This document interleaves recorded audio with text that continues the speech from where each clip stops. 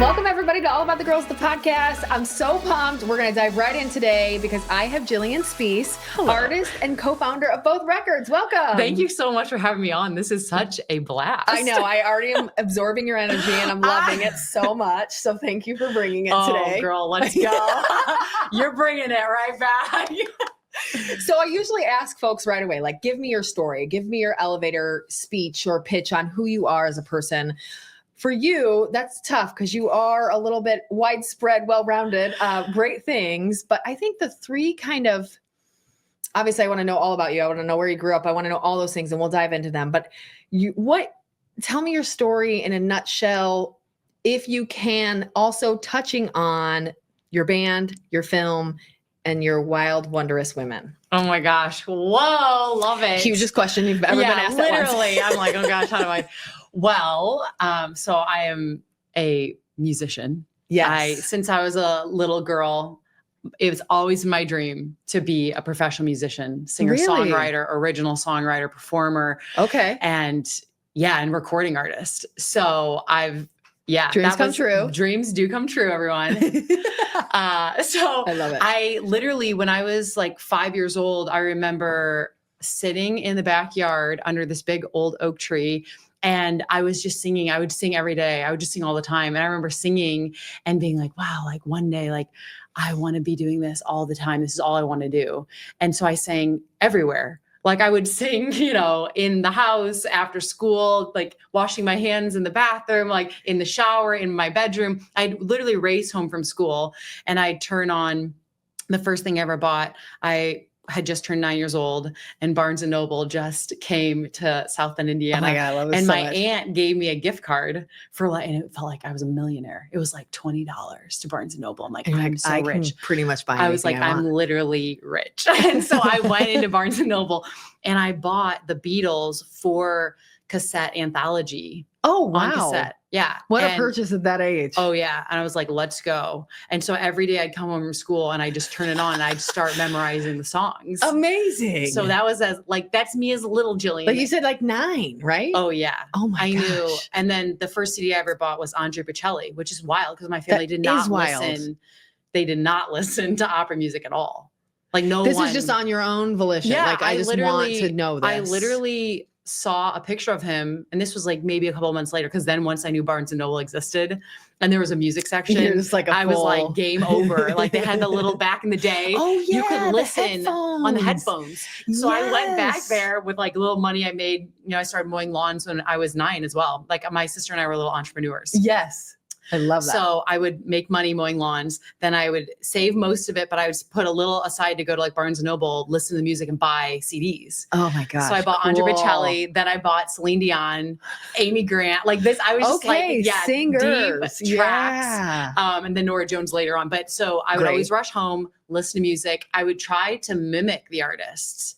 And then that's how I started building on my chops. Okay. So I really didn't have like, I would say my own voice or my own authentic kind of style, original style until post high school. Okay. But so musician, it just is in me. Like I knew as a child, part of your soul. Yeah, it's like my soul coming forward. So when I sing that, you're getting a piece, you're getting a glimpse of my soul. When I'm on stage, when I'm in whatever intimate setting singing, that's what you get. Big stages, little, whatever it takes, I love it. And then, so in high school, I met the love of my life, which is so freaking wild. Especially we're talking about this years after and you still are saying that, which is a great sign. Straight up love of my life. Like we've been together for 22 years. Wow. That's incredible. Yeah. I just turned 37. I met him. And you've been with him since 15 years. So I was 15. It's like a total love story. And so Nathaniel Paul Haw, if you're listening, she winked. Love you, babe. It was adorable and I love it. And so I met him in high school, and this ties into the music because so actually, holy smokes, I've never pieced this together. Okay. Tell me. I literally met him at the Barnes & Noble I went to as a kid. Barnes & Noble. You guys should have got married there. Wait, what? No Stop. way. You did? Whoa. Never. I have actually never thought about the fact that I would go there and get music. And then the night that I met him, he was sitting in the front window and it was like big glass windows, Sure. you know, with his best friend, Al Quigg. And they had like stacks of magazines. So I'm 15, he's 17, and they're in the front window going through these magazines, pulling words out of these like magazines from Paris or these crazy places to write songs. Oh, cool. So what a creative style or way. Oh, yeah. And so I literally walked past the window with one of my best friends, David Lord, because side note, I was actually a golfer. I ended up being a D1 full ride golfer. Yeah, that's like a totally different thing. But left turn, but we'll go back there. I finished a golf tournament, so I had a little bit of time to kill until I had to be home for my curfew at like 10. Got to go to your favorite Barnes place. and Noble was open. I'm like, David, turn into there. So we walked in front. I saw Nathaniel and Al Quigg, and then David, he was in their grade. So he's like, oh, those are my friends. So we walked in. That's how we got introduced in the front window of Barnes and Noble. Wow. And then literally the rest is like complete history. Wow. So I met him and like we hit it off. And then our art teacher at Marion High School, she was like, hey, I want you guys. I was in her art class and Nathaniel was walking in the hallway. She grabbed him out of the hallway. She's like, I need you two to write a song together. This is like some fate type stuff. No, this is some wild stuff. Yeah. And so I literally was like, wait, what? I remember I just met him like a week ago at Barnes and Noble. And like we hit it off. And now we're writing a song together? She asked for 3 weeks. She was so persistent because it was like awkward. I'm like, we're like 15, 17. You're like, I don't know him. Like, That's I'm weird. not sure. Like he's nice, but like, I'm like, I don't know. So much pressure. And so she was so persistent that we literally just to zip her up, we were like, fine, we're gonna write the song together. And so then you get to cutting out of your magazine. I'll get to Barnes and Noble. We'll make it work. That's exactly what happened. So then we started hanging out all the time because we had to write this. We had this project. Gotta do this. And then we started like, we became like, it was like we were locked. So looking back now, is there ever any sense of like she knew that would work well and that's why she did it? Okay. Kitty Gunty, she literally is a freaking matchmaker. We obviously, we were little, we're kids, 15 and 17. Yeah, you don't know. No, but she has a history now that we're good friends with her now. She was like our art teacher, but now she's just like the best, but she's made. She's like matchmaker. She's made so many little relationships. She's done this. And it's like working. Oh yeah. So she knew. She's like super intuitive, super connected. She saw it. She knew. And so then, fast forward all these years, we went to college. I was full ride D1, golfer, crazy. My sister also was on the same team. So my sister and I cut our teeth together. Oh, cool. And Nathaniel was actually at the same school as well on scholarship for golf. It's so crazy. It's so crazy. We like none of us were country clubbers. We started on like little like beat up little tracks, like par 3 golf courses, just practicing your butt off to try and get to a better, space to get to college. Okay. So it wasn't like, this isn't something. God bless everybody who had access to the country clubs. I wish I did. I actually babysat at a country club so that I could have access to golf there. Oh, super smart. Oh yeah. So and then I babysat like anyone and everybody and then save money so that we could play golf in the summer to become better. Always hustling behind the scenes. Yeah, I like that. So so then music really blossomed because Nathaniel and I in college, we made this pact. So one, we were in love, like we were in like deep love. So we pretty much fell in love when in that 15, 16, and he was 17, 18, that whole year. Yeah. We just like, we're inseparable. We were also like, wait, what are we doing? We're like children, like but you were also, aware we that wanted it was a little to be crazy at the time. Yeah. We were like, we wanted to get together all the time and we still are, it's wild 22 years in. So yeah, it's that's like, fantastic. It's amazing. And so in college, we were like, okay, we had made this pact. We're like, I'm like whispering. I was like, we are going to graduate and then we are not going to tell. This is, I don't recommend anyone doing this.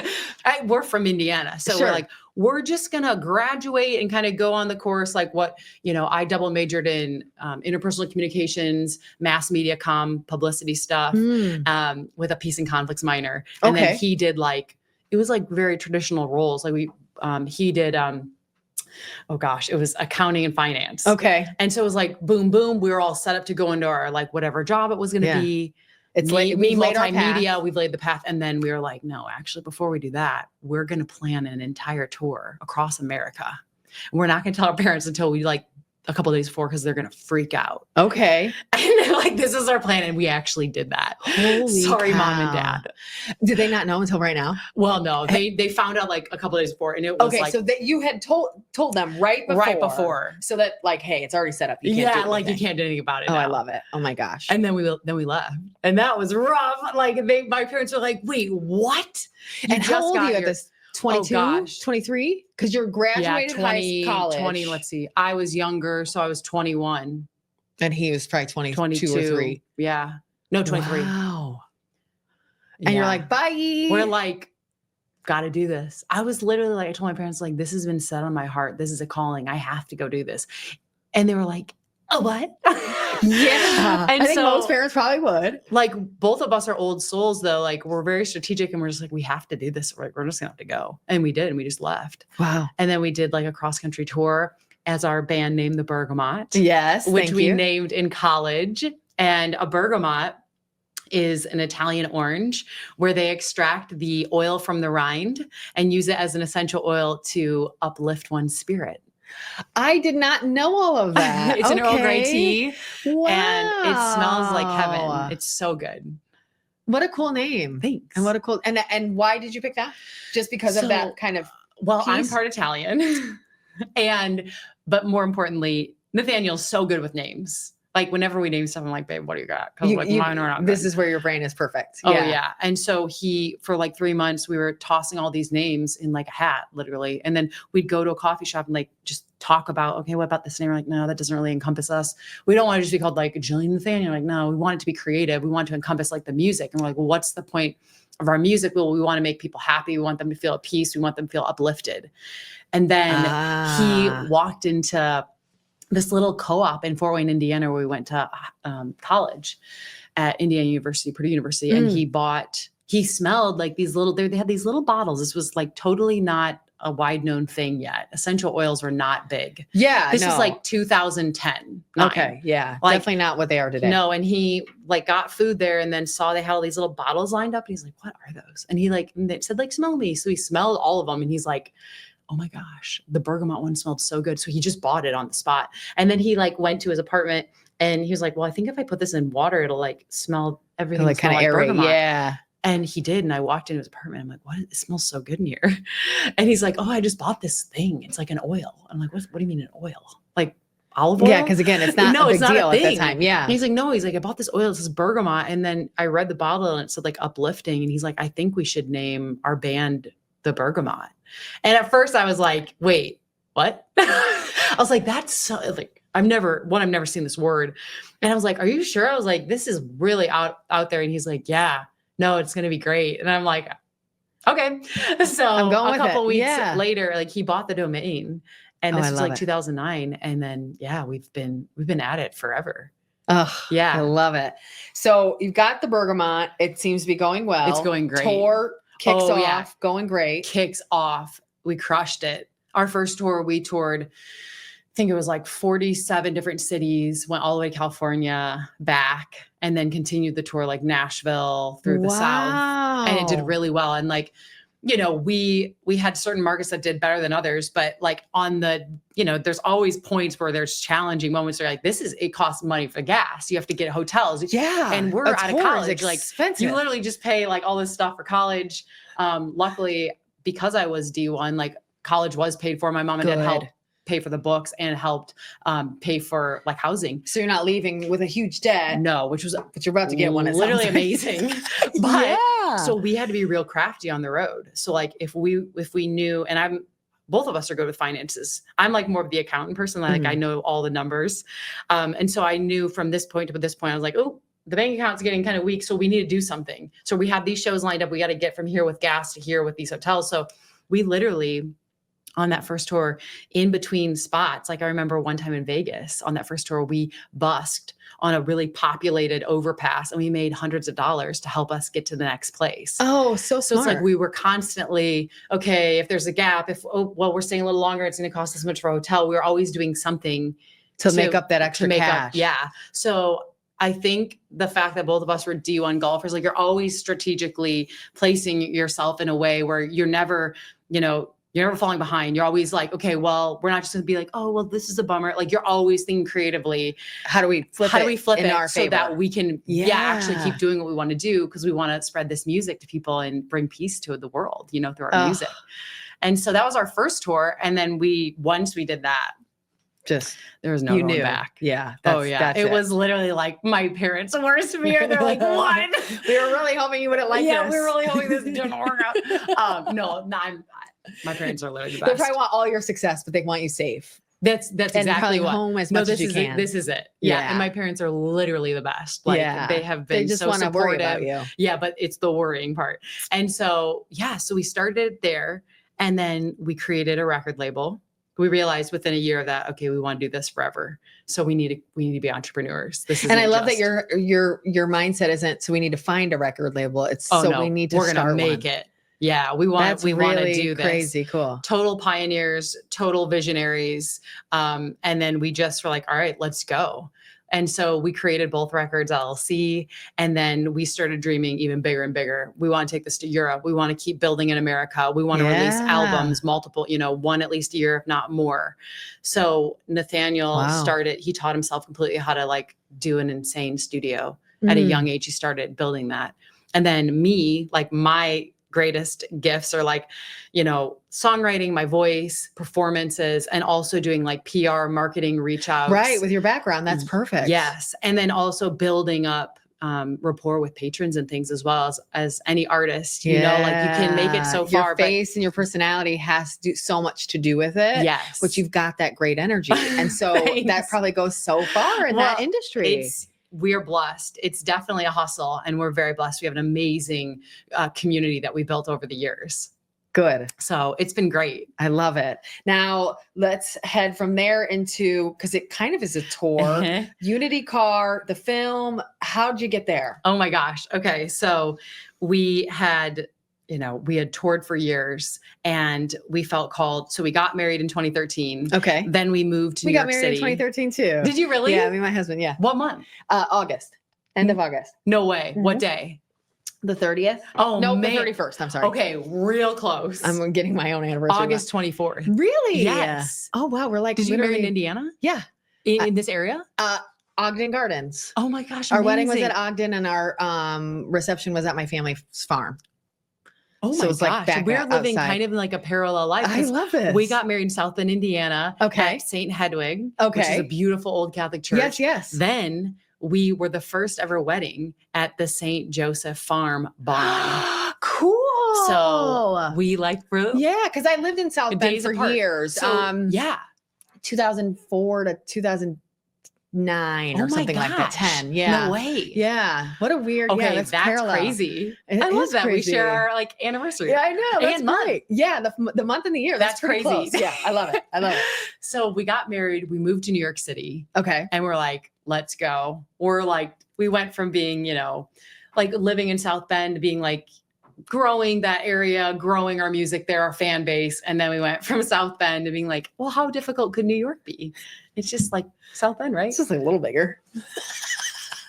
So then we really were like, whoa, we are the tiniest little fish. We're just little peons in this massive city that's so overwhelming. It feels so that different. way for sure. Yeah. And that was the best thing we ever did.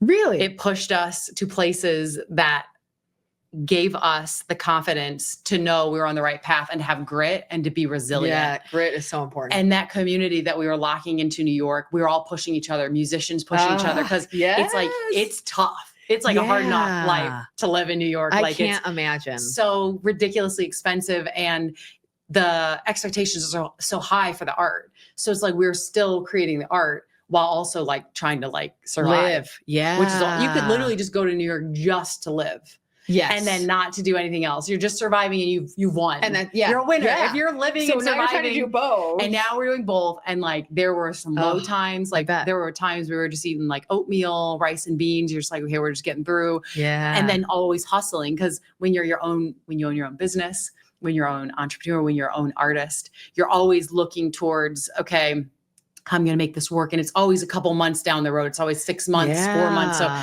there's sometimes a month they're like, ooh, we got to do whatever, pick up this, do the show, try and make money, whatever. Can I bartend somewhere real quick or exactly, whatever. Does anybody need absolutely. help with this? Yeah. So moving to New York was amazing. It also taught us a lot about culture and how like we were learning about so many different cultures, the beauty of America. It's such a melting pot. Yep. And it was so inspiring, deeply inspiring, getting to be around so many different people and they're peacefully coexisting. All of us are using the park together. We're all walking down the street, we're all eating at the same places and we're exploring and growing in our craft, our songwriting craft.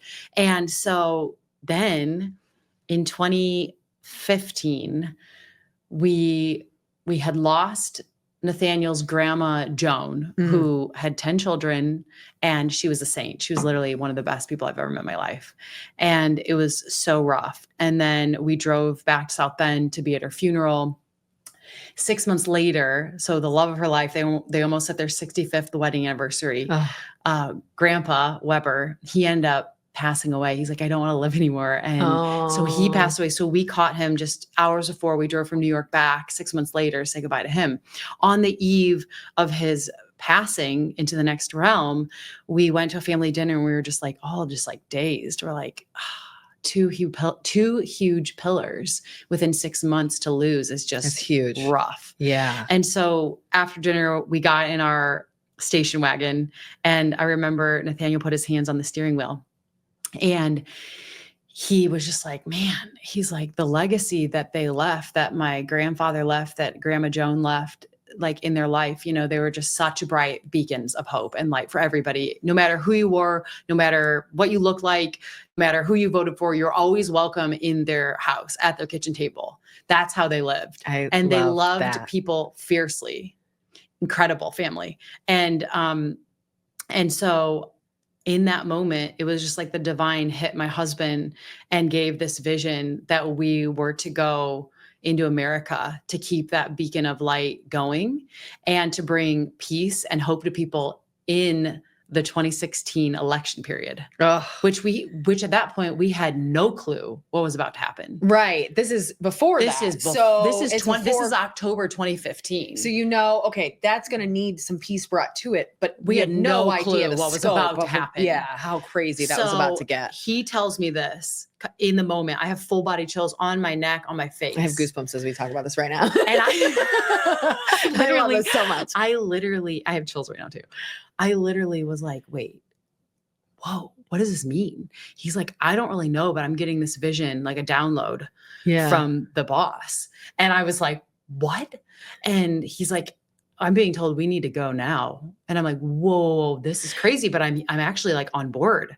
I love this. I don't know what we're doing yet, but we're going to figure it out. And so then we started talking more. We're like, wait, what does this look like? It's going to be a tour. We're going to play music. We're going to involve people in some way. And earlier that summer, as a joke, this is how you never know. We were playing a show. We had our vinyl. We were selling, merch. And someone made a joke like, oh, well, they said, hey, will you sign this vinyl for the Bergamot for your new album? And we're like, yeah. And then Nathaniel's like, well, I'll sign if you sign our car. It's just like, what? Like, it's so weird. And then in that moment of the vision, that came back. And we were like, wait, we could have people sign their message of unity and peace on the outside of our station wagon. Oh, cool. That had like 265,000 miles on it. We're like, this is going to be a wild thing. And then we're like, well, what if we went to all 50 states? We can't leave any state out. And then we're like, well, what if we did this? What if we did that? What if we did? And then that night, we literally had the whole vision. We were going to be like torchbearers of light for unity, spreading it through our music. And so that was October, November, December. January 1st in 2016, we left New York City in our station wagon with 265,000 miles. And we set off with literally— This is wild. Wild. We set off with a guitar and some cables and some harmonicas and some, recording mics to go to all 50 states and invite people to write their message of unity on our station wagon. We performed over 300 concerts in 8 months. With ups and downs. With certain ups and break-ins, with sleeping in the car, with breakdowns. I was going to say the car had to break down at some point. With almost imminent financial ruin. I mean, impending doom, plus now set it up what was going on that year in our country. which we had no clue was going to pan out the way it all did. Yeah. We just wild division. So needed. So needed. And you had no idea at the time, but it was so needed. So needed. Yeah. So we did what we called the Unity Collective. And we successfully completed all 50 states in the Unity car, having everyone sign it from all 50 states. And then we played over 300 shows. 8 months it took us to do that. We filmed the whole thing. And we concluded it in South Bend, Indiana at the Morris Performing Arts Center. Yay! Where we did a big benefit concert for Beacon Children's Hospital, which was Memorial Children's Hospital. Yeah. Because our goal with the money that we were fundraising during that tour was to donate funds to help them bring on their first ever music therapist, which they still have to this day. Oh, magic. You guys made that. You did that. That is so wild, but so incredible. Like, I think we all, no matter what you believe, no matter what God you see, who cares? Yeah. Everyone has those moments where it's like, I feel I have children. like I'm supposed to do something, right? Yes. And you listened. Yes. And that's sometimes, I think, from my perspective, the hardest part. Oh yeah. Showing is to actually listen. And showing up. Yeah. It's because hard. It's real scary. Well, and it's real. Like it wasn't like people were like, yay, this is such a great idea. We're so excited for you.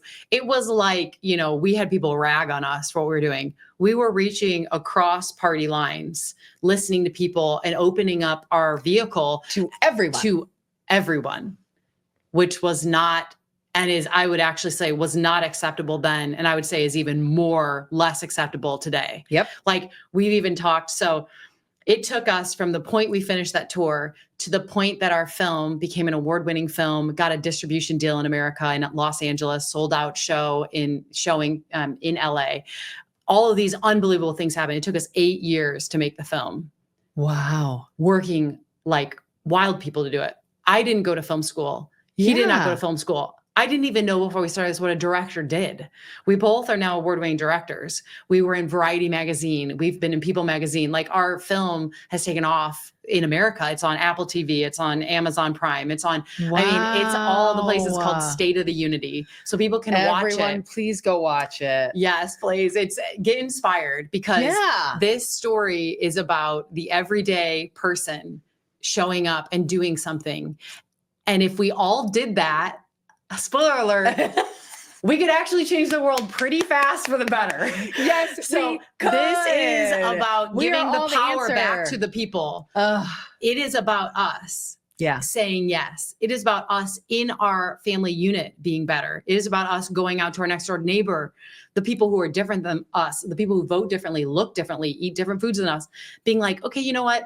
This is uncomfortable for me, but I'm going to be the person to be the peacemaker here. I'm going to be the person to say yes. And just listen. And just listen and be kind. Yeah. Because look, it's not easy, but the things that have happened that have absolutely transformed my heart and life. And we have seen communities transform and shift from just a tiny little gesture. And to this day, the ripple effects are still happening. Yeah. So it's like, for me, that's probably one of the most significant things I've ever been a part of, because not only did we do the tour, we spent 8 years making the film State of the Unity. We scored the entire film with original music from our band, the Bergamot. And now it's out there and it's breathing and living. And last year we took it across the world. So we did screenings all over and it was so life-giving. Wow. Yeah. Wow. That's incredible. Thank you. And then now the third part of amazing is the Wild Wondrous Women, which I think is probably the final, it's not a bad thing, but I'll use the phrase nail in the coffin, where I was like, yep, we're about to be best friends. Like I saw the band, I was like, love this. The name of the band sounded so familiar. And then I'm listening to music. I'm like, I love it. I don't think I know it, but I know that name. And this is probably why all of this kind of connection and the South Bend and all of that. I would wonder if I was seeing a lot of that stuff. You definitely were. If you were living in South Bend from those years.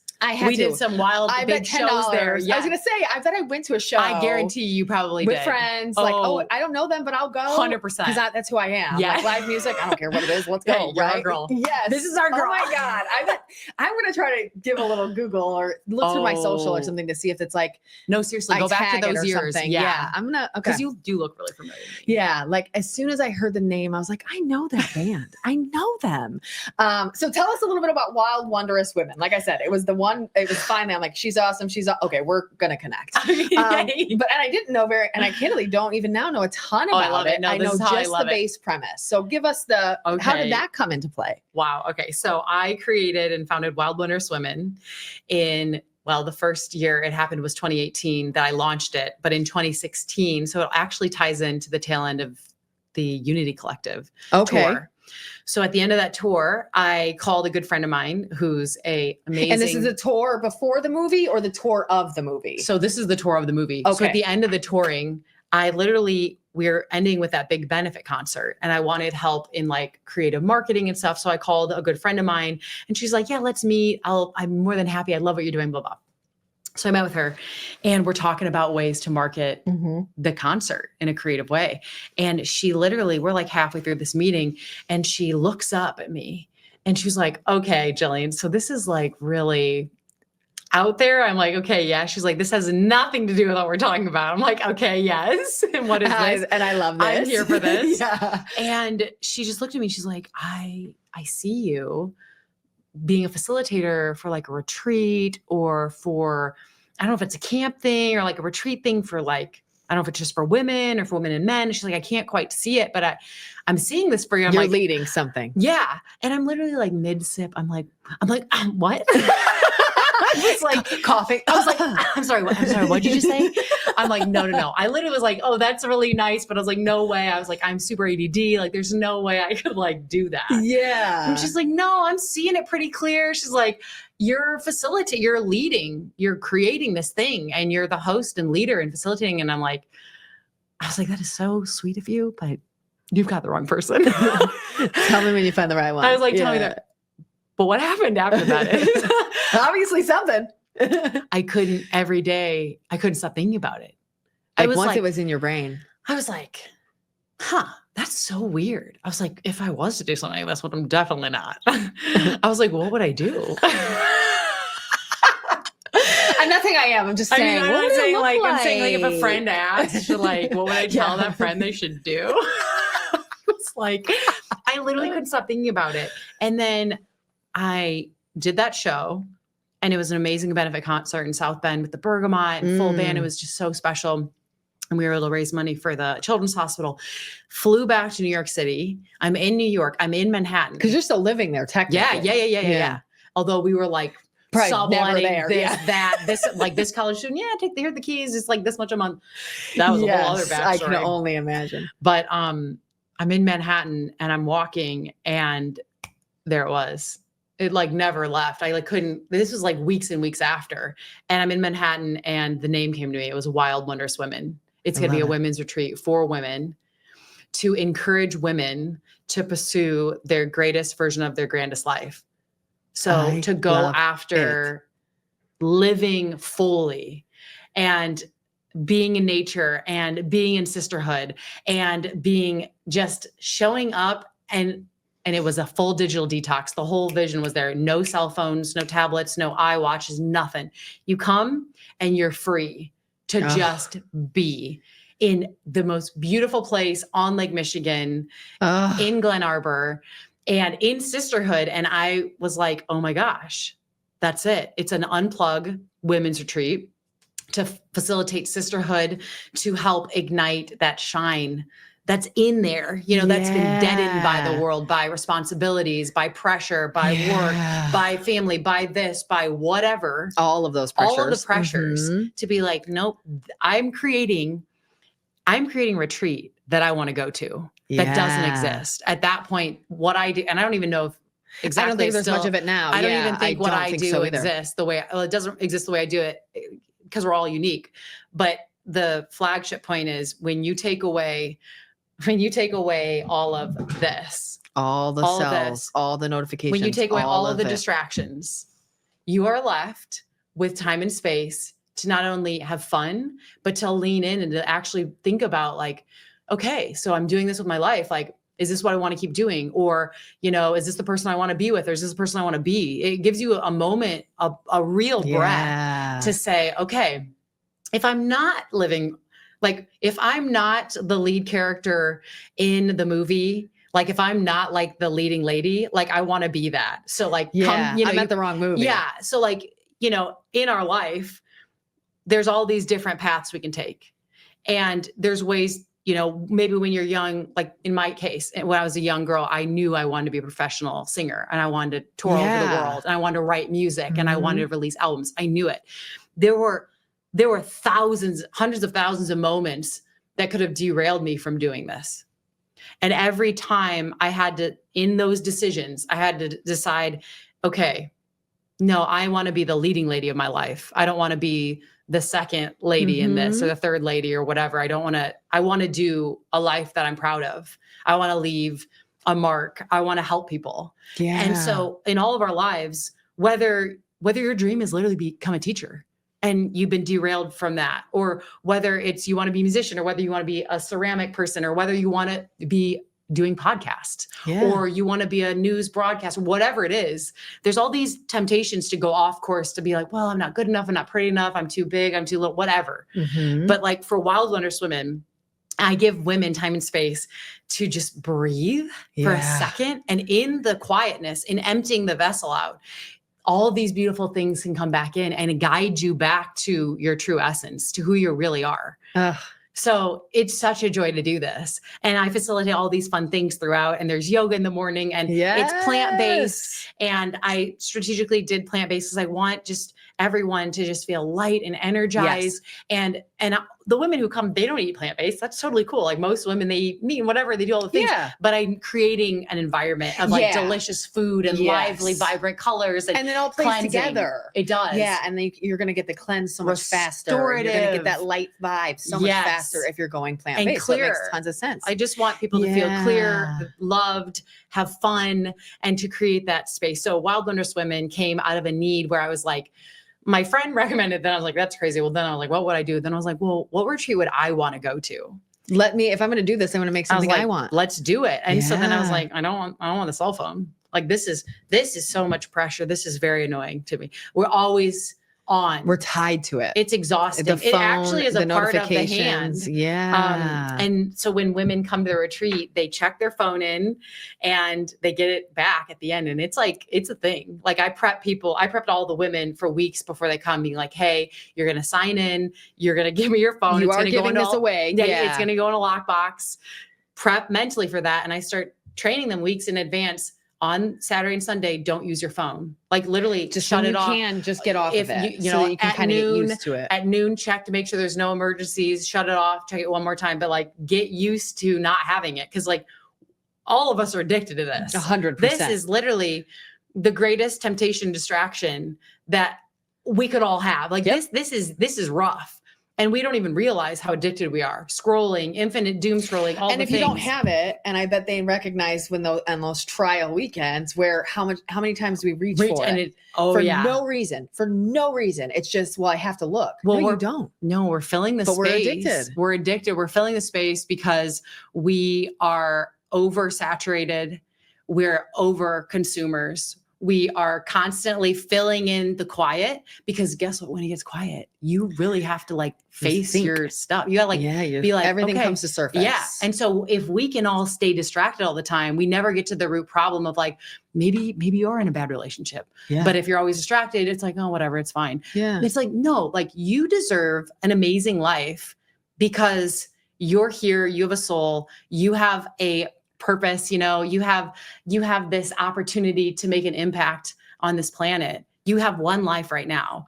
I want to remind women that you are worthy, you are valuable, you are loved as you are. You don't need to change. You don't, the constant pressures of society being like, we're not good enough. Get more Botox, do this, get a boob job, do that. You're never good enough. Get better. They tell us, all the marketing tells us all the time we're not good enough.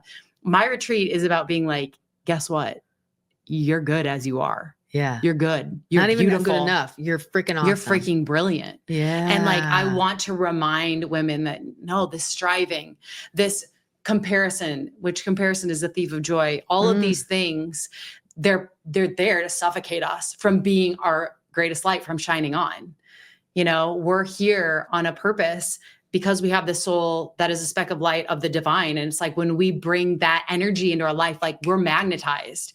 But oftentimes women, you know, we've got pressure on us and the culture wants to keep us like depressed so that we're not magnetized. Well, and now we're looking for all of the solutions for the depressed, right? Like, and that's where the marketing comes in. Bingo. That's why it's there, is then if you have the answer to my question, then I'm going to go there. Yeah. So if you make me feel that way and then you have the answer, well, yeah, of course I will. Exactly. And these are billion, trillion dollar industries that are profiting on us. And I'm just like, no and the more. Science on how our brain works. Yeah. And it's terrible. It's so bad. And I'm just like, you know, even when I run multiple companies now. I have both records. I have my Wilderness Women. I have Kinship Pictures, which is just for our cinematography, directorial stuff. Wow. And, I have to be on my phone, but I have parameters. Good. I go on to create, not to consume. So when I go on my phone, I'm only allowed, and I've set these regulations on myself, not because I have like an addiction problem, just because I don't ever want to have that. Yeah. I go on to Instagram and I give myself 10 minutes. I'm allowed to open up 3 of the circles on top. I'm allowed to scroll down 3 and that's it. Oh, wow. I've trained myself to do this. And then I have like the rest, like 8 minutes to post the content and get out of there. Because I treat it as if it's poison.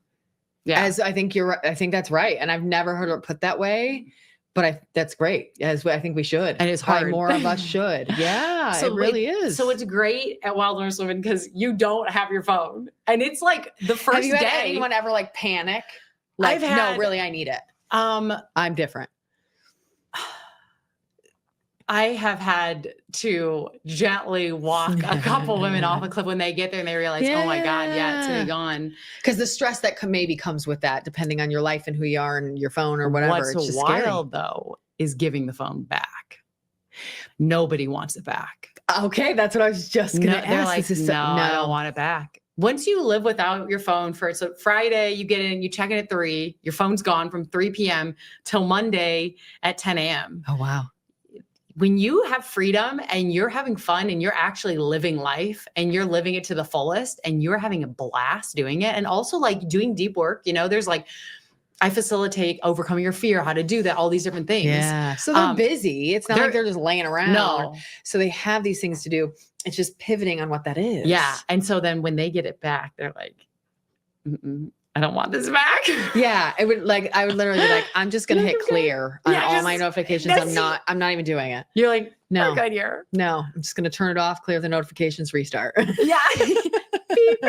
And if you don't send that question, email, call again, it wasn't that important. Exactly. So, because I'm so guilty for this myself. Like we just take ourselves and our world, our little tiny piece of the world so seriously. Mm-hmm. And I say it here a lot and I say it at home a lot. Like, guys, we're not curing cancer and no one's going to die. Let's just know both of those things and proceed with them in mind. Because so many times we're like, well, that was due yesterday. Well, it wasn't done today. Oh my gosh. No, seriously. Like at the end so of much the day, pressure. It's going to be okay. Yeah. We put so much pressure on ourselves. That's like ridiculous, right? It's awful. Yeah. I am so bad at like, why do I feel this much pressure? And then when I talk through it with someone like my husband, it comes very clear, like, honey, those are all from you. Even the founder of the company usually doesn't put as much pressure on me as I do on me. And I think that we all do. Well, it's kind of a sign of greatness, though. It's also, there's a balance. Yeah. But there is a sign of greatness. You have to see it and understand it and be okay with it, but adjust it. Yeah, because, we're similar on this. I think we totally I put a lot of pressure on myself. Yeah. And I do it because it's like, there's obviously like a striving element. I want things to be great. You're working on being great. Yeah. So like, there's a good amount of pressure to put on us. But then also like in the last, I'd say 2 years, I've really taught myself to be like, okay, let's prioritize, like, what's going on here. Prioritize the pressure. Yeah. Like okay, what's the most important? Like some of this stuff, I'm like, okay, this is okay. This is going to get done in a couple of days. Like, like when I put on Wilderness Women, I'm working on it.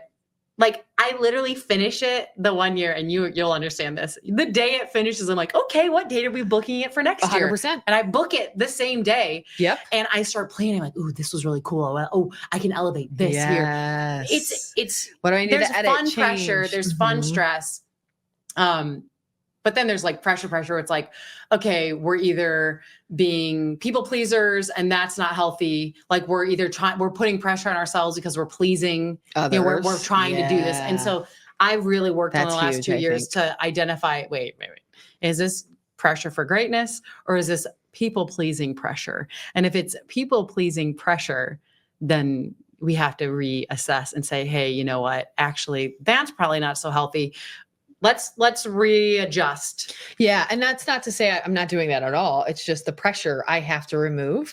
And whether that's because I'm not even going to touch it till next week, or I'm not going to do it at all, or I'm going to finally bow out of that thing, or whatever it is, just adjusting how much pressure you're allowing it to have or have upon you. Exactly. And so there's definitely a balance there. And there's like an awareness of identifying what type of pressure there is, and also being clear with boundaries.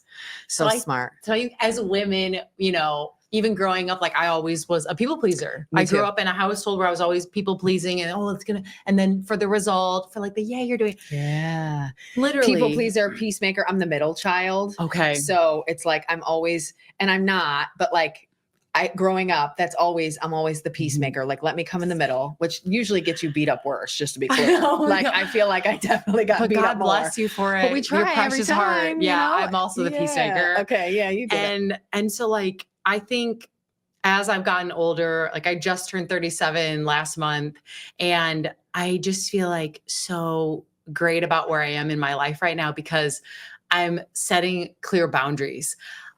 I'm not going to cuss on the show, but there is a phrase. Can I? Yeah. Okay. So I do this thing where if I get invited to do something, it's either a F yeah, or no, it's a no. There's no. Okay. Maybe. If you're not saying F yeah. Yeah. It's like, if I am not exclaiming, hell yeah. Yeah. And excited. It's just like, then I'm not doing it. I'm not going to do it. And yeah, with that probably came along, at least originally, guilt. Yeah. Cause there's opportunities How do you turn that off? Is it just practice? It takes a lot of identifying.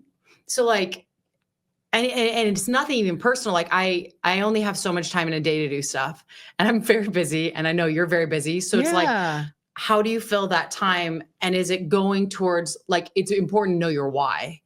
So like my why is like, I know I'm a pioneer. I know that I'm unconventional, and I'm doing the things that I'm doing as a musician, as an artist, as a filmmaker, as a host, a leader in Wild Wondrous Women to better humanity. My why is because I want to give hope to humanity, because we're struggling.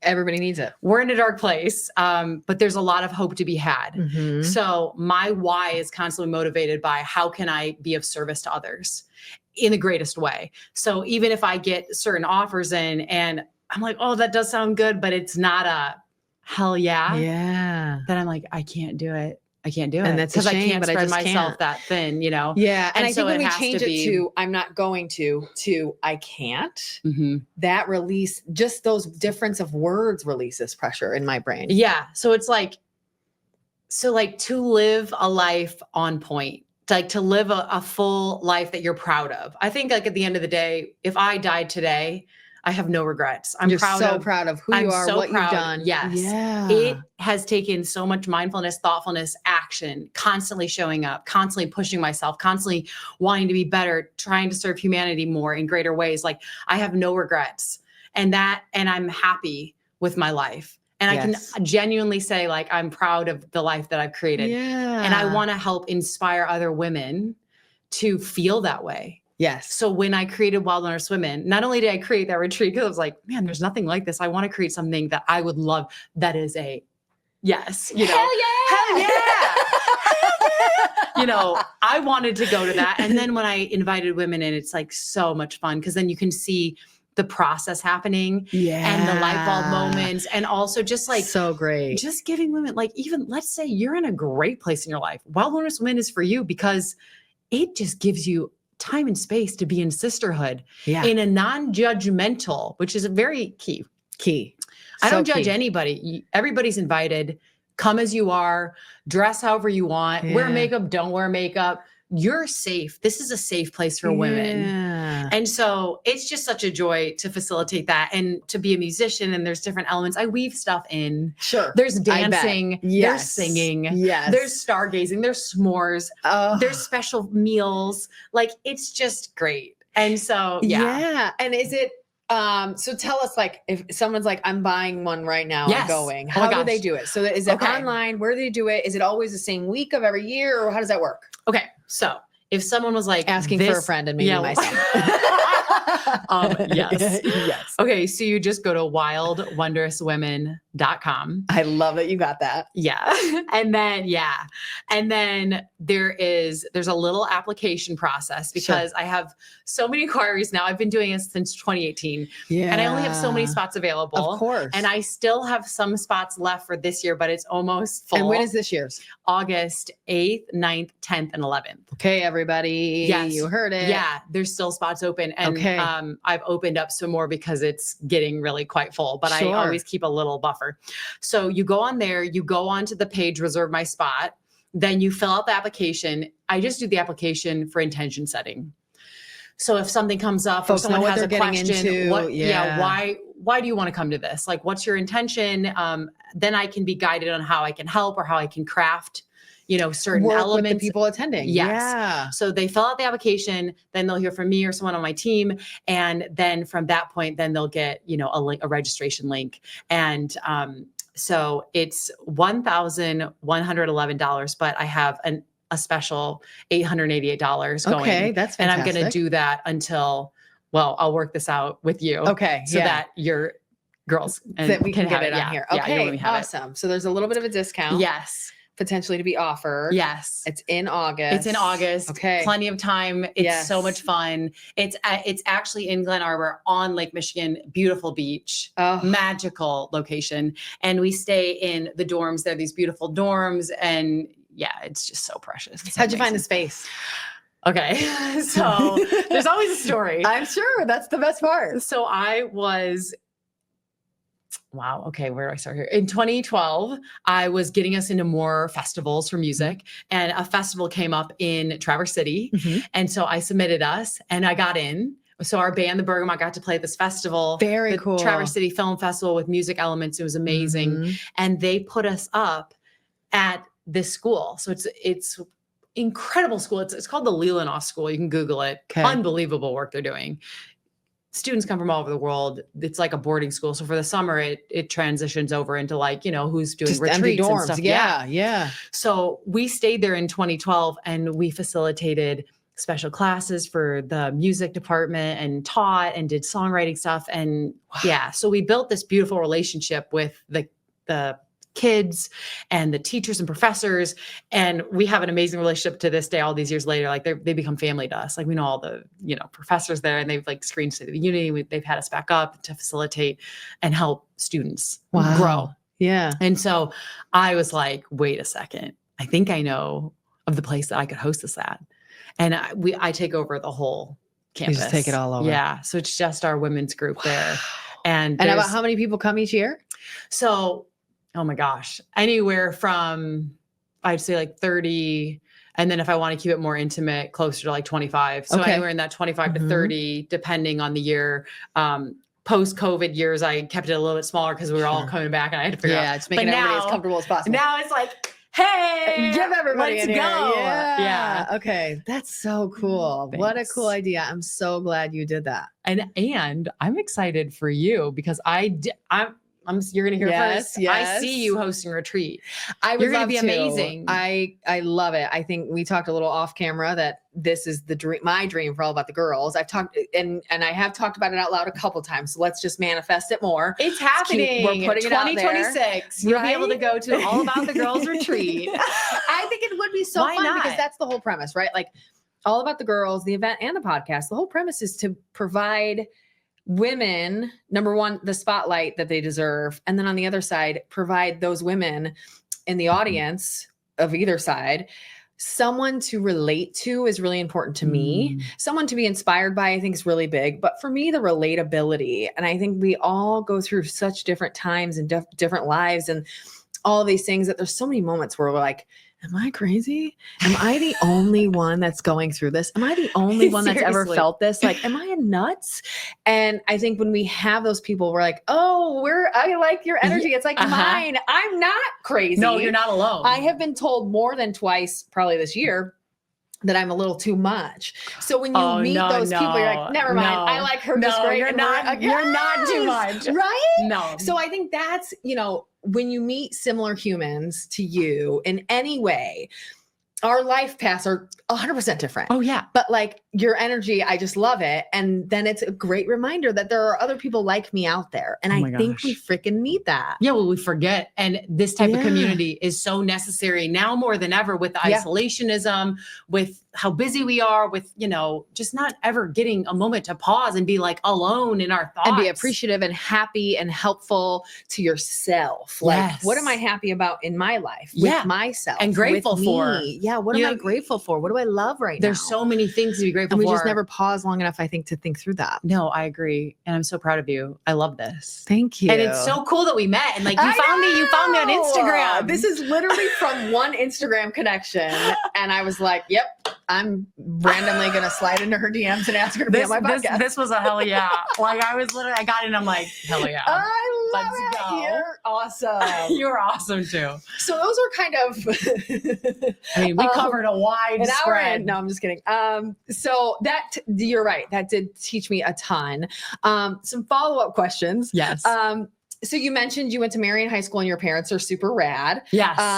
Tell me a little bit about your upbringing. How many siblings do you have? So there's just two of us, okay. My older sister and myself. I'm the youngest, also the peacemaker. Yes. And yeah, my sister and I, so grateful for her. We cut our teeth together learning how to play golf. Okay. And we were both very competitive. Think like Serena and Venus, always pushing each other.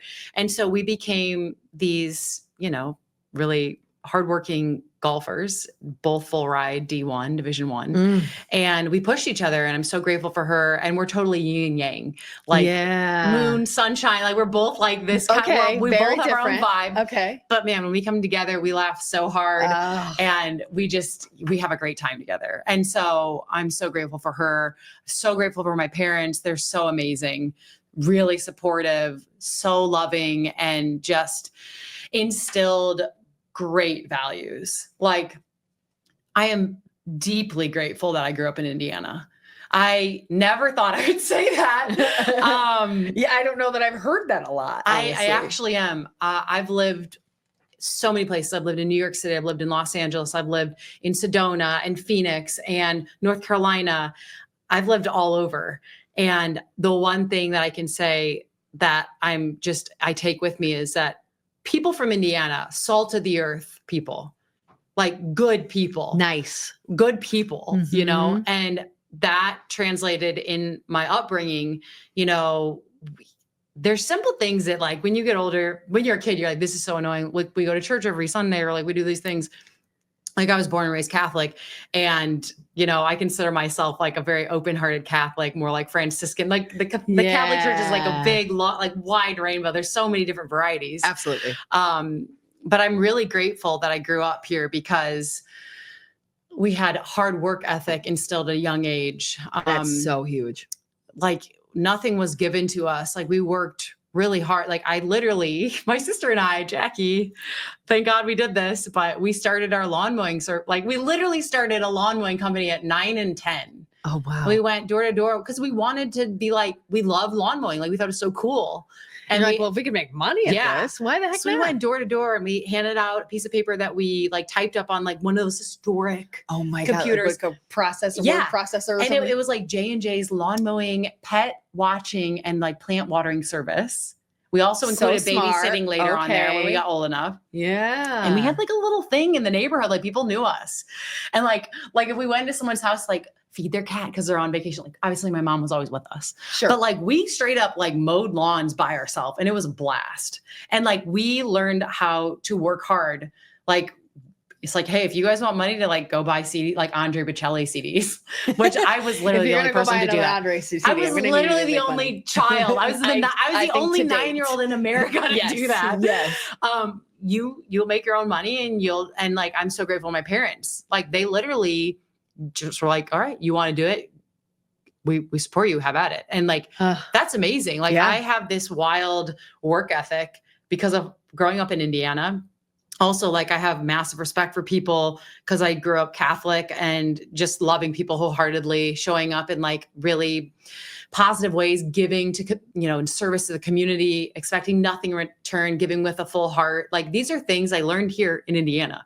Wow. And like, just loving your neighbor. Yeah. And so and being kind, like regardless of who the person is and not wanting anything in return. I mean, so I'm grateful for my upbringing. And I'm grateful I grew up in Indiana. It was a great childhood. Lots of firefly catching in the early summer. It's so magical. People out west have no idea how amazing that is. I didn't realize that was so magical. I thought it was so cool, but I'm always just assuming I'm the weirdo in the group.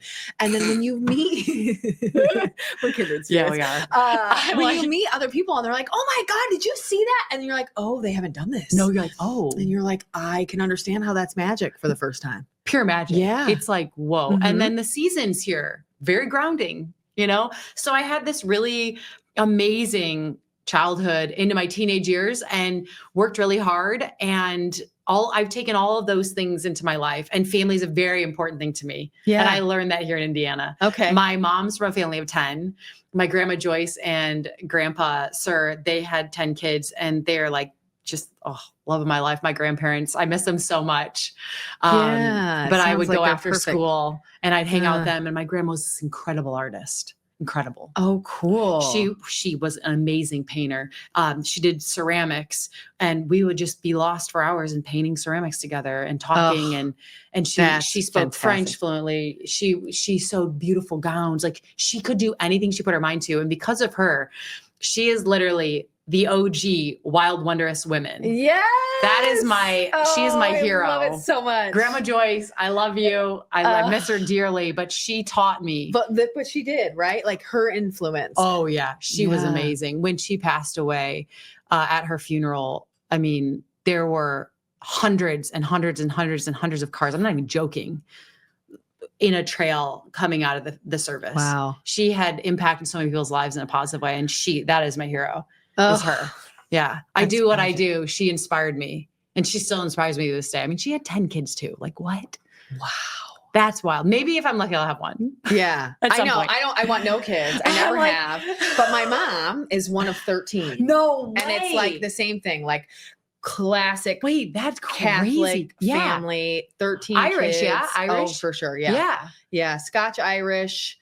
No way. Did they German, did they grow up in Indiana? Yeah. Where? Yeah. Well, they for a while in Gary. Okay. And no then, way. Yeah, my mom grew up on Klein Ave until she was like 12. Oh my gosh. And then they moved to a little town called Denham, Indiana. And it doesn't even exist anymore because the post office shut down. So that's now Winnemac, Indiana. Okay, yes. So I know where that is. I know that. Yeah. So I live in North Judson, and then she's just south of me in Winnemac. I know that area. Oh my gosh, amazing. Yeah. And so they grew up in Gary until 12. And then my mom moved out to Winnemac, which was the family farm. And the kids, my grandpa bought a 2-bedroom, 1-bath house for, at the time, I think they had all but one kid, maybe they had all of them by then. And they rebuilt the rest. They built the rest. So now it's a 6-bedroom, 3-bath. Okay. And they built it themselves. This story gives me life. We have a lot in common. We do. My grandpa, Sir, he was a police officer. He was a sergeant of the South Bend Police Force. Okay. Iconic. He was the best. I was so close with both of them. And they had like their first 2 kids in like a teeny tiny house, Grandma Joyce and him. And then they were getting ready to have their third. And he was like, you know what? I think it's time to like, I think I want to build a house with my hands. And it was like, what? They didn't have money to buy the wood to build the house. Right. He literally, because he worked on the police force, he asked to his buddies, the other police officers, hey, I'm thinking of building a house. If you need a house built, I'll help you build it. Like, this is so wild. So I can learn how to build my own. Yeah. So he ends up that is wild. This story is crazy. I'll tell it real fast because I don't know how much time. It's okay. No, you're fine. My grandpa, Sir, ends up going because he realizes he needs a lot of money to buy this lumber to get it started, to get a loan to buy the house. So it's like, you need, like back in the day, he needed the lumber first. So he needed to buy the property So he was able to he purchased a piece of land. Okay, great. But then he was like, okay, I don't have enough money to build all of this. I need to get a loan from the bank. So my grandpa literally was like, okay, how am I going to do this? And they had, more kids coming. And so he went to this guy who his name was James Leahy. Okay. And he said, hey, James, my name is Richard Podell. I'm a sergeant in the police force. You own a lumber company. And I'm going to make an ask. I'm going to have an ask for you. So I'm going to ask you if I can barter lumber. This much lumber I need to build this house for my family. And he ended up bartering like time and service to get the lumber to create the foundation of the house. This guy accepted that. He said, okay, yeah, I see this. Yeah. And then when you get the loan, repay me for this portion, barter the rest. Okay. This is wild. My grandfather gets the police force, and on their weekend when they weren't working or whatever days that they were off, they start building the foundation of this house.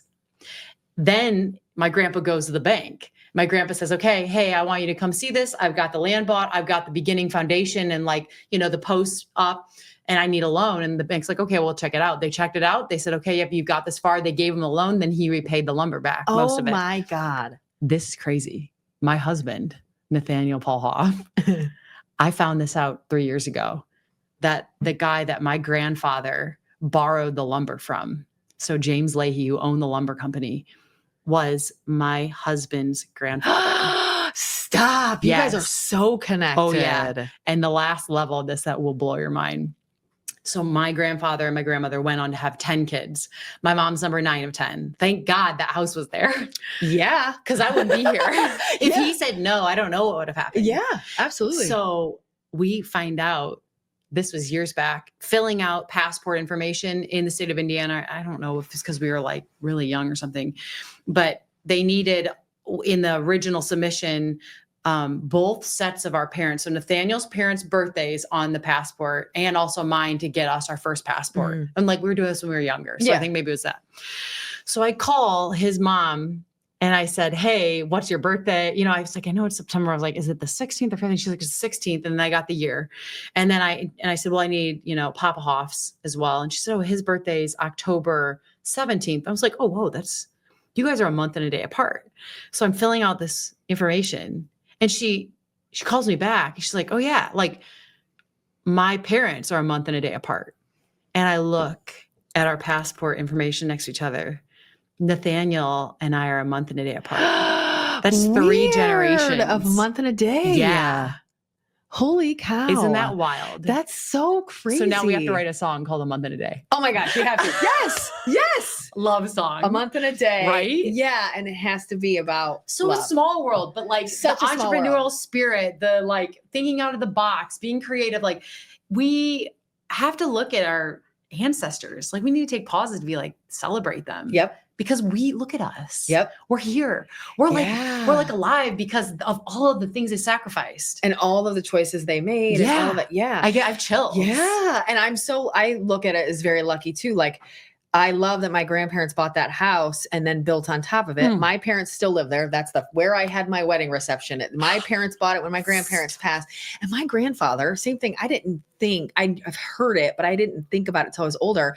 He lived in Gary because he worked at Bethlehem Steel. He drove to Bethlehem Steel from Winnemac, Indiana to Gary every single day from the age my mom was at 12 until he retired. What? So a solid 30 years or something every day. Bless his heart. Bless him. I have chills. I love that. What a good human. And just every sacrifice, day love. just made it happen so that his family could have this farm and this property and grow up in this house and have what they wanted. I have chills. Did that.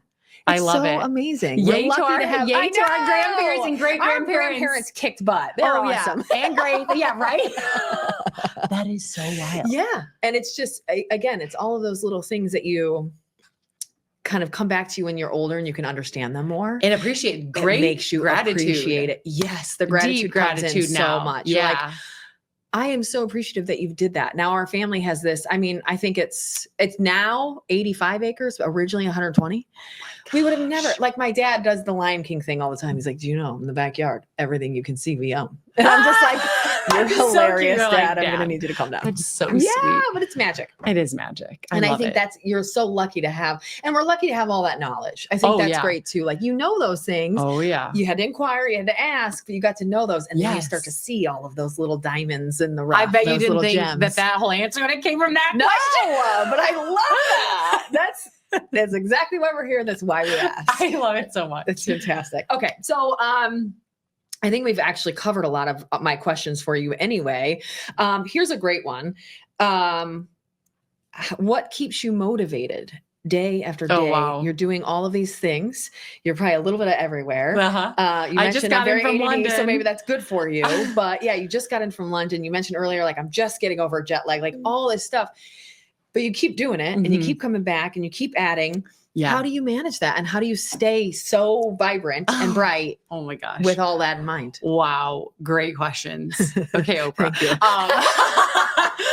So I literally, the first thing that came to mind is, so I do believe in God, and I have what I would say is like a very close relationship with the divine. And I seek out the divine every day. Like when I wake up in the morning, like I live a wild life and it's blessed and it's hard work. And my motivation is like, I will get these like intuitive nuggets from the divine and like this, that, like wild things happen where I'll get full body chills. I'll get like an insight or someone will say something to me. I'm like, okay, you're up to something. And so we play. And I can say no. I can say, no, this is crazy. I'm not going to do this. Or, I can be like, okay, let's lean in. Like what happened with the Unity Collective changed my life for the better. Like I could have never imagined that. Also, Wild Wondrous Women, that was like a divine insight that she was gifted, that she shared with me, that I really felt strongly like that was a message. Yeah, I totally agree. And so I would say trusting God's path, whatever you want to call God, creator, love source, omnipotent love bomb, whatever. There's thousands of names you can use. I just say God because I feel like it's probably one of the most universal, but it's exciting. Like, I don't know where my life is going. Like, I think that in like this world of like manifestation boards and vision boards and like, this is what I want, this is how I want to live my life and my destiny, I don't even really necessarily believe in all that. I actually believe that we're co-creators with God. So we're given these opportunities to show up fully and to say yes and to show up, or to say no, nah, it's either a heck yes or like no. Yeah. And then there's things that I get to create on my own. Like I'm like, I really want to do this. And then I'll get divine insights and it'll happen. Like it's a whole melting pot of all these things. But the thing that keeps me going is I really want to be a light. I want to be a torchbearer of light in a dark place. So I want to help just by showing up fully, just by loving people fully, wherever they're at, whoever you are, wherever you're going through, just know like, I love you deeply and I don't judge you. And I just want you to know that you're held and that you're loved and that you're worthy. Like that keeps me motivated. Perfectly because said. people need to know that they're not alone, that you are beautiful as you are. You are incredible. And one of the things that took me a long time to realize is, even in my work with Wild Wondrous Women, is, in our culture right now, we hear this word all the time about empowering women. And at the root of that, I think it's really good. But the first time I did Wild Wondrous Women, the first year in 2018, I was like, yeah, this is about women's empowerment and I'm going to, empower you. It literally took me doing one retreat to realize, whoa, these women don't need to be empowered. They need something full different. These women need to be encouraged. They are fully powerful as they are. Well said. And my whole goal in my life is to encourage not only women, I do women's retreat, but anyone that I meet, to encourage them to realize how incredible you are. It is a 1 in 400 trillion chance that you are here right now.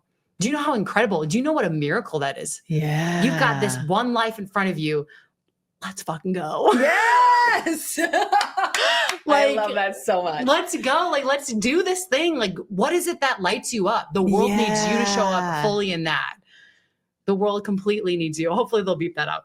Oh, no, it's okay. Listen, They're like, oh we're God, I'm like, they're whispering. No. Like I said it. Yeah, well, we You always can say beep like it. People know what I'm we saying. have gotten so much feedback. Like we used to at the event in person, I would always tell people like you can't cuss. Which And I think is then, probably, you know, good. because I was always nervous that someone would there's get up there and kids. goes full haywire, right? Okay, like, yeah.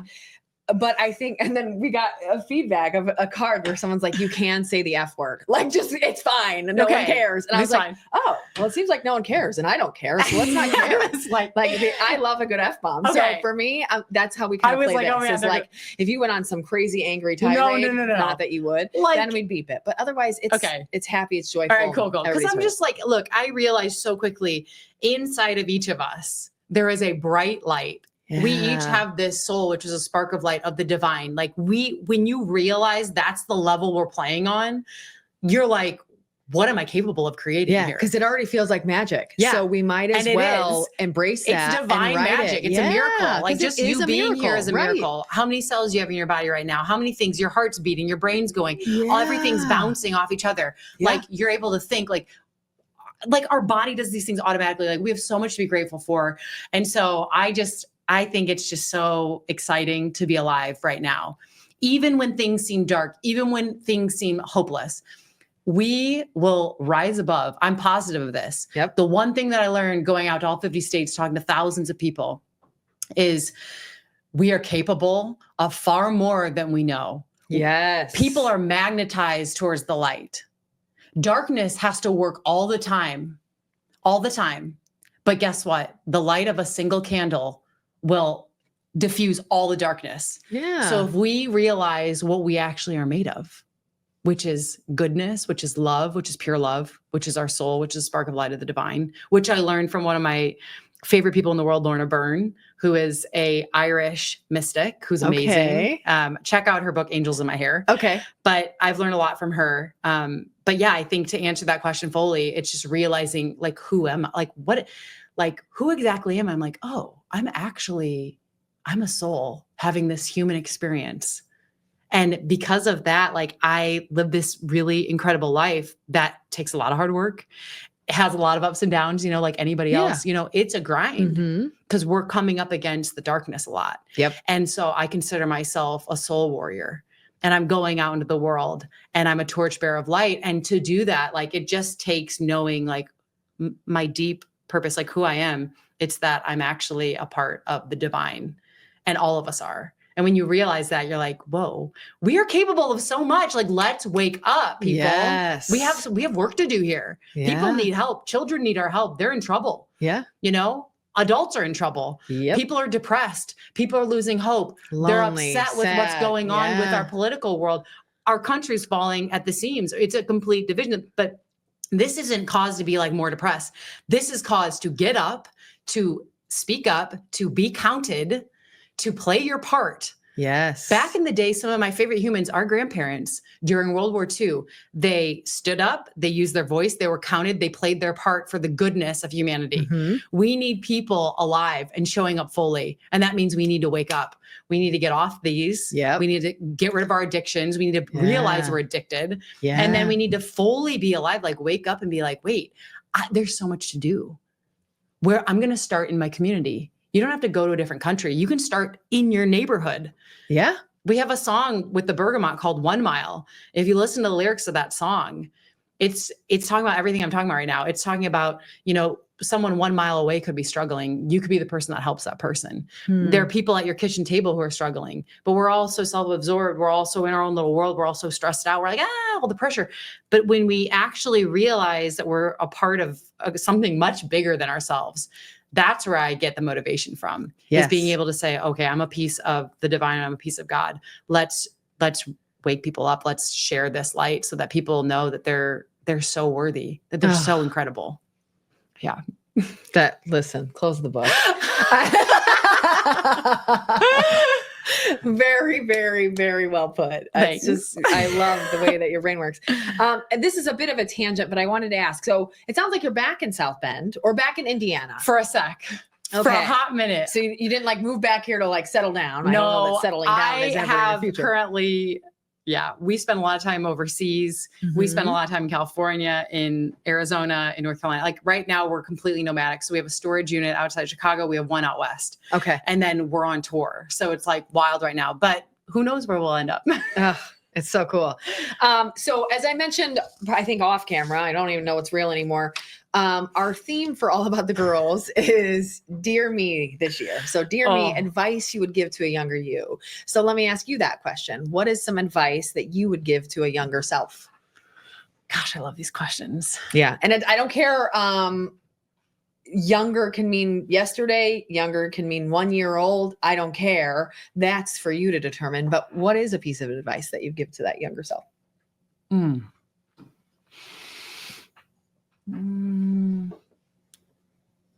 Gosh, that's really good. I've never been asked that. Yeah, sorry. Just sprung that one on you. No, I love this. I would say shine your light, be bold, be fearless. Do not care what anybody thinks about you. Oh, amen. Because every teenager, I don't care who you are, every teenager should hear that and understand it. Because you are a 1 in 400 plus trillion. You're so unique. And so I think growing up, there's so much pressure from our culture. You're not good enough. You're too fat. You're too this. You're not pretty. You're all of these. We see it's happening unconsciously. It's happening all the time. And now I feel so bad. These young women, these 14-year-olds with the cell phone. Yeah. I feel so bad. I'm actually going to do something about it for young women. I'm going to create like a Wild Wondrous Women edition for youngs for 12 to 18. They need it. I'm working on that right now in the shadows, but I would just say to my younger self, I'd be like, you're beautiful the way you are, and show up and don't be afraid. Be fearless. Yes. Because it doesn't matter what people think. Most of the time, people who are insecure are the ones who are going to say, you're too much. You're not good enough. Yep. When really they're just pointing, it's really about themselves. They're actually insecure and they're putting that on you. Almost all of that, whether it's bullying or being mean or talking mean or saying rude things or whatever it is, it's just, I'm projecting on you because of something that's wrong with me. Exactly. Or because a parent said, well, you're not good enough. They're just mimicking it back down. Yep, they're putting it back out what they're receiving. Yeah. So I would say you are amazing. Keep going. Yeah. Because when I was in middle school, like there were points where I was bullied, and I wish I could have sat down and been like, you have no idea how good your life is going to get. Yeah. When you stop caring what people think about you and you show up in your full confidence and you go after it, you take that microphone, you sing that song, you put your heart out there and don't care what anybody thinks, you will go and do amazing things. Yes. So my advice for my younger self is be fearless and go get them. Yes. Because the world needs that beautiful light that you have to offer. Yes. Perfect. So you've mentioned a couple times you got some stuff going on. Any sneak peeks about what's next for you? Oh my gosh. Yeah. This is going to be a banner year. Okay. So I just got back from London and Paris. We did a concert in Paris and we spent weeks in London recording 2 new albums for the Bergamot. One album is an album we're in collaboration with the Notre Dame Children's Choir. So I literally can't believe it. It's going to be magic. Oh my gosh. I am beyond excited. I bet that's freaking phenomenal. Yeah, it's going to be otherworldly. So we're going after a Grammy with that album. Sure. And so the themes of that album are love, peace, unity, growing up, themes about showing up fully in the light. Like, oh yeah. We need to be playing this at so all excited. It's so perfect. Yeah, I actually wrote a song that would be perfect to play that I had the choir sing on. It's called I'm a Child of Light. Okay. And it goes kind of like, I am a child of light. I am a child of the light. I walk with the sun by day under the stars at night. Ooh, I am a child. I am a child of the light. And then there's, Beautiful. So I'm so excited about that. In studio clap. But so that album's coming out this year. We're going to be touring on that. We're also going to be dropping a brand new album for the Bergamot. Ugh. That's going to drop next spring. Okay. So you'll be getting glimmers, single We've got drops, all this cool these stuff coming up. things. Yes.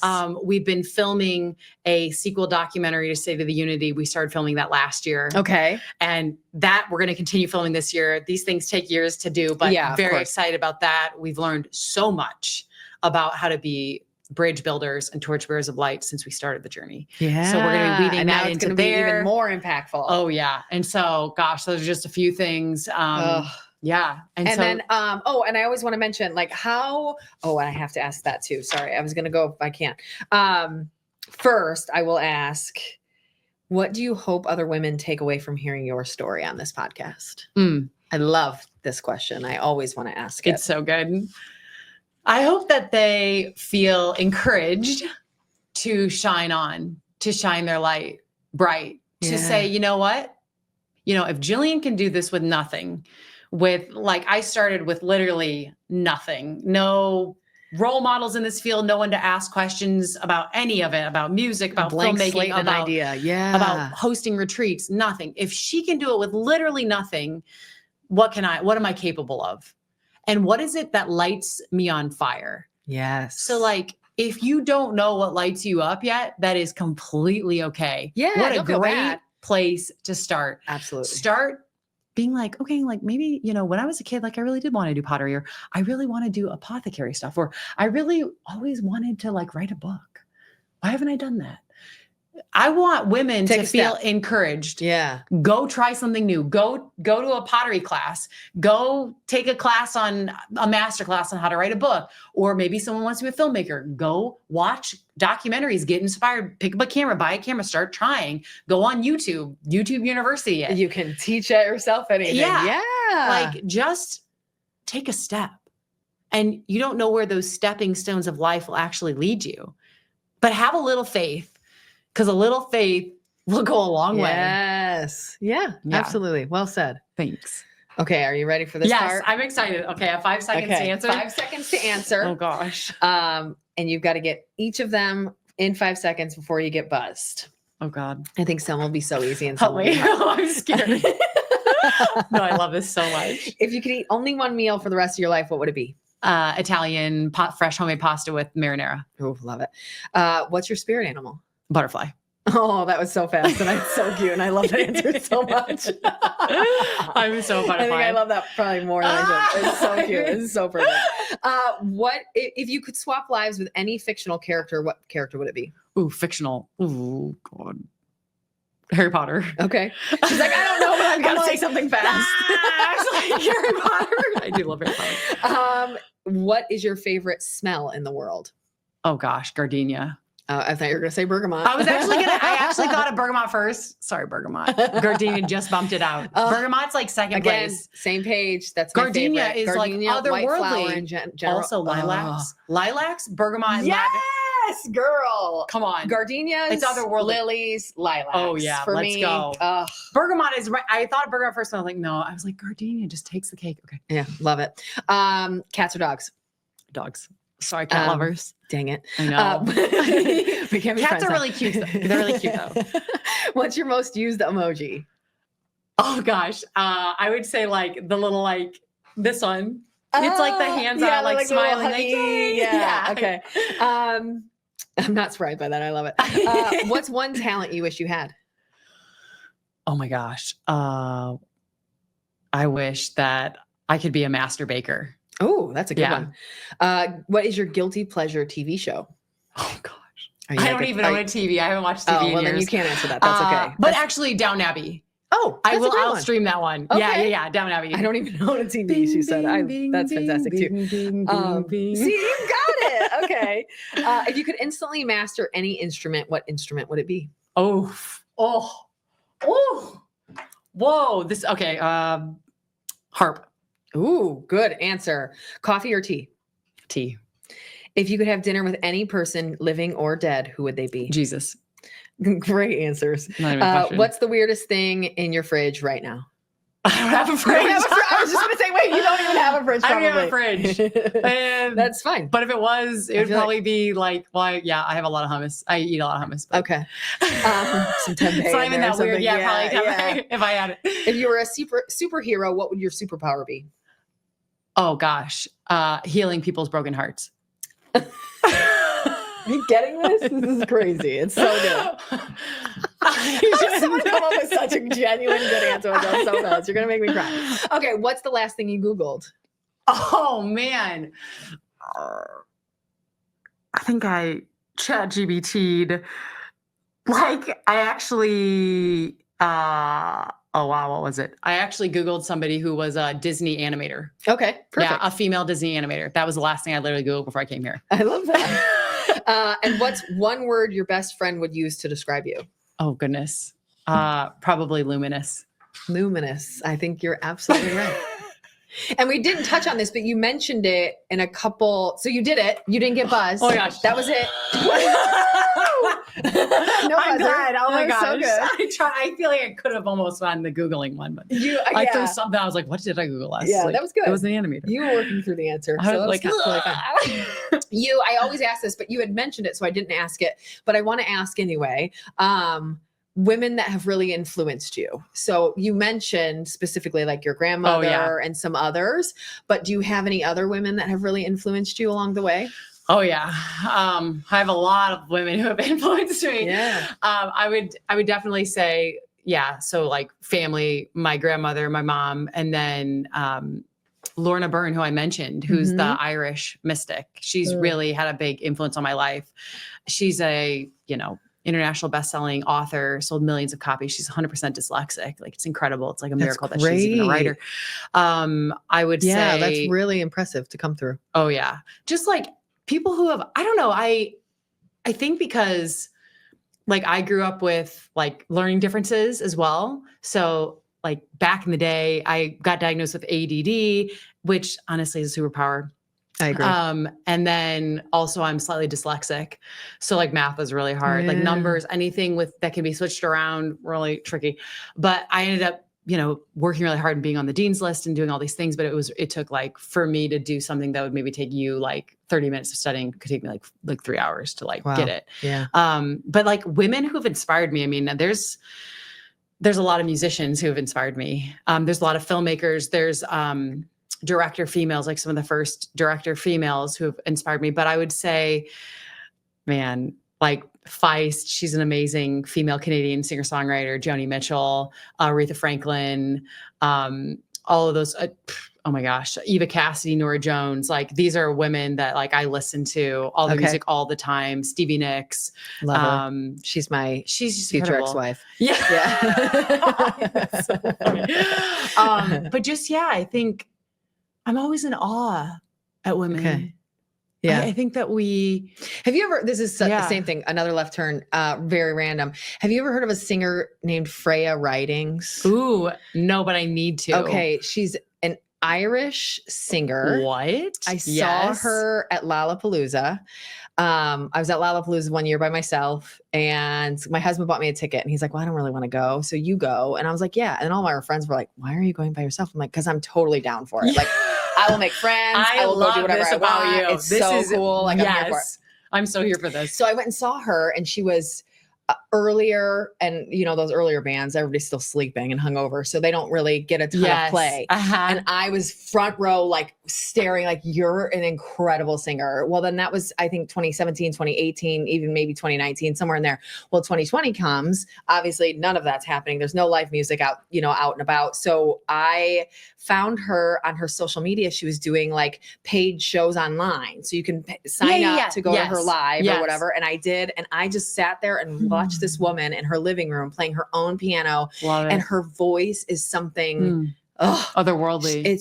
I'm gonna literally look her up immediately when we finish this. I already know I'm going to. Like when we go to Ireland later this year, I'm like, I'm gonna find her, and if she's playing anywhere while we're there, we're going. By the way, I have like a whole Ireland. Like, are you gonna go to Dublin? Yes. Okay, I have a whole little list of places to eat at. Yes, please. Delicious. I would love that. So I'll give you. Yeah, okay, we'll chat about that. Okay. But yeah, I think I'm just like endlessly inspired by women. Yeah, and that's good. Just like I don't even know. Like I don't know. All women inspire me on some level. Just it doesn't even matter. Like if you're like, I don't even care if you're a famous musician or not. Like I'm just deeply, I'm inspired by you, like right now, like what you're doing. It's so amazing.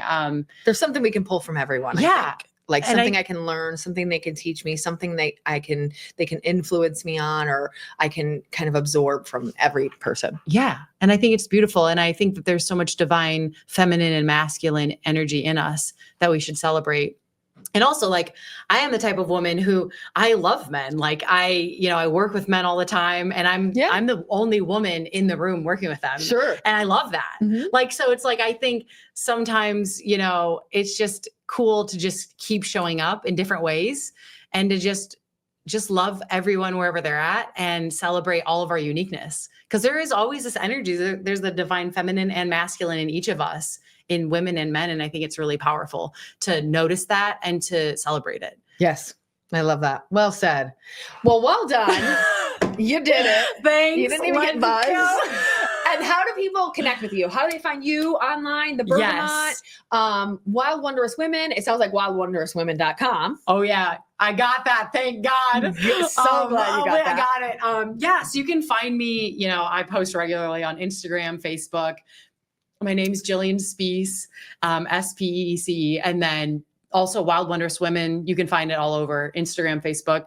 And then the Bergamot, it's just the Bergamot, Bergamot. Got it. And then, you can also watch our film, State of the Unity, which I highly recommend. Me too. It's a great thing to do with friends, family, loved ones on like a Sunday popcorn Saturday night. You will go on a full-blown cross-country journey through America. And it's wild. I mean, ups and downs, everything, but it's probably one of the things I'm most proud of in my life. Yeah. Well, thank you. This has been just awesome. It's been so much fun. My whole day. Yeah. Thanks you a ton. You made mine too. It's a hell yes. Yes. Hell yes. All right, everybody. We'll catch you next month. Thanks a ton, Jillian, for being here. Of course. Thank you for having me. And I hope you all just recently enjoyed our All About the Girls event. Make sure you like, subscribe, and all those great things. And we'll see you next month. Yep. Shine on.